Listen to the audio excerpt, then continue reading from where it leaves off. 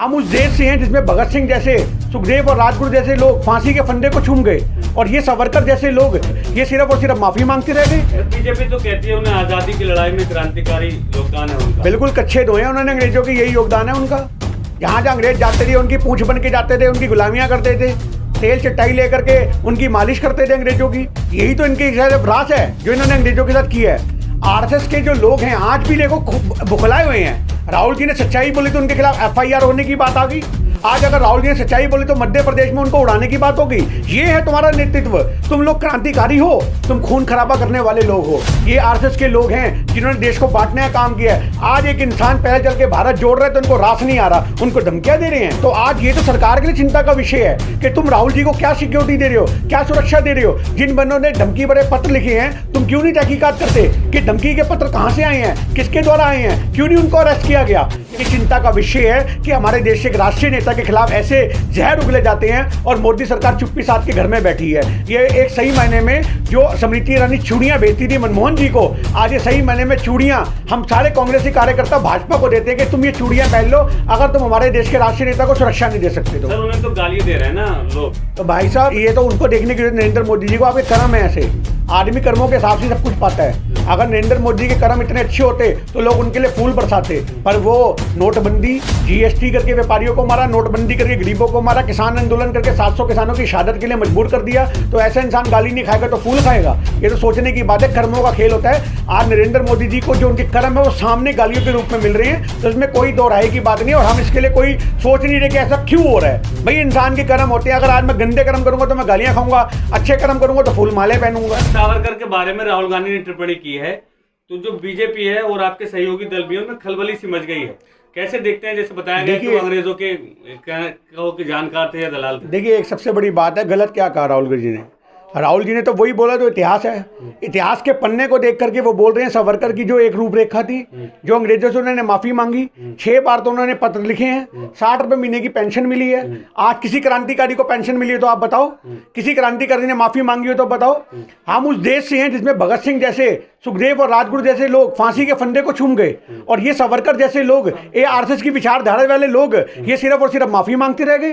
तो आज हमारे देश की आजादी में इन लोगों को कोई योगदान नहीं है और राहुल जी ने सही मायने में सांप की पूंछ पे पैर रखा है, तो सांप का फन फनाना बिल्कुल वाजिब है। बीजेपी तो कहती है उन्हें आजादी की लड़ाई में क्रांतिकारी योगदान है उनका। बिल्कुल कच्चे धोए उन्होंने, अंग्रेजों की यही योगदान है उनका।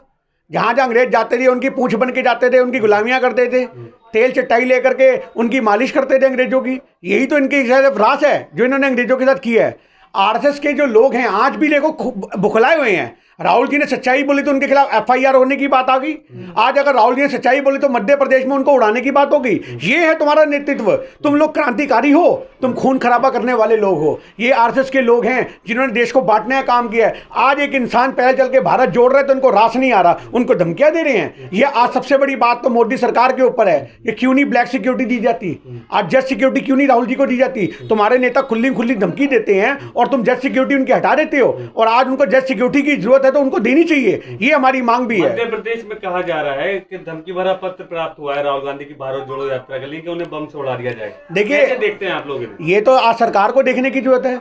जिस देश के आज 2 प्रधानमंत्रियों के साथ ऐसा हो चुका है, राजीव गांधी के साथ, इंदिरा जी के साथ, तो आज ये तो सरकार के लिए चिंता का विषय है कि तुम राहुल जी को क्या सिक्योरिटी दे रहे हो, क्या सुरक्षा दे रहे हो। जिन बंदों ने धमकी भरे पत्र लिखे हैं तुम क्यों नहीं तहकीकात करते कि धमकी के पत्र कहां से आए हैं, किसके द्वारा आए हैं, क्यों नहीं उनको अरेस्ट किया गया। ये सोचने की बात यह है, ये चिंता का विषय है कि हमारे देश के एक राष्ट्रीय नेता के खिलाफ ऐसे जहर उगले जाते हैं और मोदी सरकार चुप्पी साध के घर में बैठी है। ये एक सही मायने में जो स्मृति ईरानी चूड़ियां बेचती थी मनमोहन जी को, आज ये सही मायने में चूड़ियां हम सारे कांग्रेसी कार्यकर्ता भाजपा को देते हैं कि तुम ये चूड़ियां पहन लो अगर तुम हमारे देश के राष्ट्रीय नेता को सुरक्षा नहीं दे सकते। तो सर उन्हें तो गाली दे रहे हैं ना लोग।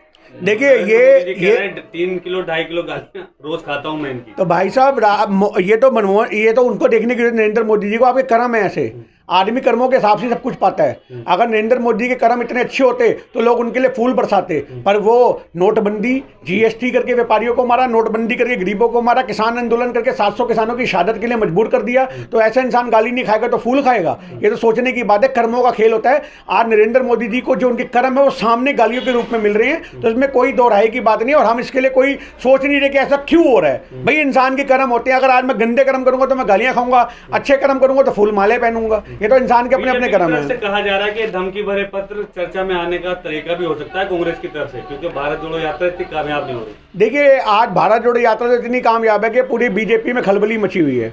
आप ये मत कहिए कि भारत जोड़ो यात्रा कामयाब नहीं है। आपने अभी देखा कि वहां पे ट्विटर से इनको बैन कर दिया गया। हम नहीं कह रहे ऐसा, मैं आपकी बात समझ रहा हूँ, ये भाजपा वाले कह रहे हैं। अभी आपने देखा कर्नाटक में बैन कर दिया कि इसको चलने नहीं देंगे, भारत जोड़ो यात्रा को ट्विटर से हटा दिया गया, भारत जोड़ो यात्रा का अकाउंट सस्पेंड कर दिया गया। तो ये क्या है? ये डर नहीं तो और क्या है? ये भाजपा का डर है, चड्डीधारियों का डर है, और वो डर रह रह के बाहर आ रहा है। तो भारत जोड़ो यात्रा अपने आप में बहुत कामयाब है और बहुत कामयाब बन चुकी है। आज 60-65 दिनों के अंदर राहुल जी ने इस यात्रा को उस मुकाम तक पहुंचा दिया है कि विदेशों में तूती बोलने लगी है, विदेशों के अखबारों में छपने लगी है। हिंदुस्तान का बच्चा बच्चा उसमें जाके मिल रहा है। भारत जोड़ो में बड़े बड़े फिल्मकार, पत्रकार, बड़े बड़ी हस्तियां उस यात्रा का हिस्सा बन रही हैं। वो यात्रा तो ऑटोमेटिकली सफल होती जा रही है। तो आज सही मायने में अगर कुछ सफल नहीं हो पाया तो आरएसएस का एजेंडा सफल नहीं हो पाया, क्योंकि वो चाहता था कि इस यात्रा को रोका जाए, पर वो सारे रास्ते फेल होते चले गए मोदी सरकार के, और उनको पैरों तले कुचल के राहुल जी एक मिसाल साबित कर रहे हैं, और ये एक इतिहास लिखा जा रहा है। लेकिन जैसे राहुल गांधी यात्रा पे निकले हुए हैं, गुजरात में चुनाव है, लेकिन हम देख रहे हैं कि कांग्रेस जो है वो ऐसा लग रहा है कि चुनाव लड़ना ही नहीं चाह रही है, क्योंकि जिस तरह से भाजपा धुआंधार प्रचार कर रही है वैसे कांग्रेस नहीं कर रही है। तो देखिए सबसे बड़ी बात, देखिए मनमोहन जी का 10 साल का कार्यकाल रहा। आपने कभी देखा मनमोहन जी को? क्योंकि वो एक देश के प्रधानमंत्री थे, वो कांग्रेस के प्रधानमंत्री नहीं थे कि वो गली गली जा करके, ठीक है कांग्रेस पार्टी के द्वारा वो प्रधानमंत्री बनाए गए, पर उनका एक नैतिक धर्म था कि वो देश के लिए बात करते थे। वो जाकर कभी प्रचार नहीं करते थे। मोदी औरों को सीखना चाहिए कि आप प्रधानमंत्री हो, होम मिनिस्टर हो, जाके आप भाजपा का प्रचार करते हो। सोचने की बात तो ये है। तो राहुल जी जो मिशन पे निकले हुए हैं वो भारत को जोड़ने पर निकले हैं, तो उसका मुद्दा चुनावी नहीं है। आज गुजरात में हमारा क्या हो रहा है, हमारा हिमाचल में क्या होगा, दिल्ली एमसीडी इलेक्शन में हमारा क्या होगा, ये उनके लिए मुद्दा नहीं है। उनके लिए मुद्दा है देश में नफरत को मिटाना, उनके लिए मुद्दा है भारत को जोड़ना, उनके लिए मुद्दा है भाईचारे को बनाना, उनके लिए मुद्दा है कि देश की आवाज़ को उठाना, उनके लिए मुद्दा है कि लोगों के बीच में जाके लोगों के दर्दों को बांटना। आज वो नेता हैं वो। आज जैसे एक महात्मा गांधी का समय था, तो महात्मा गांधी जी गली गली निकल जाते थे, अपने शिष्यों से मिलते थे, अपने अनुयायियों से मिलते थे, देश को जोड़ने का काम करते थे। तो आज ये राहुल गांधी जी भी उसी गांधीगिरी के विचारों पे आगे बढ़ रहे हैं और देश को जोड़ने का काम कर रहे हैं। हमारा मुद्दा चुनावी नहीं है भारत जोड़ो यात्रा का। मैं फिर कह रहा हूं, हमारा मुद्दा भारत जोड़ो यात्रा का सिर्फ और सिर्फ देश को मजबूत करना है, और उसी के लिए वो अग्रसर है।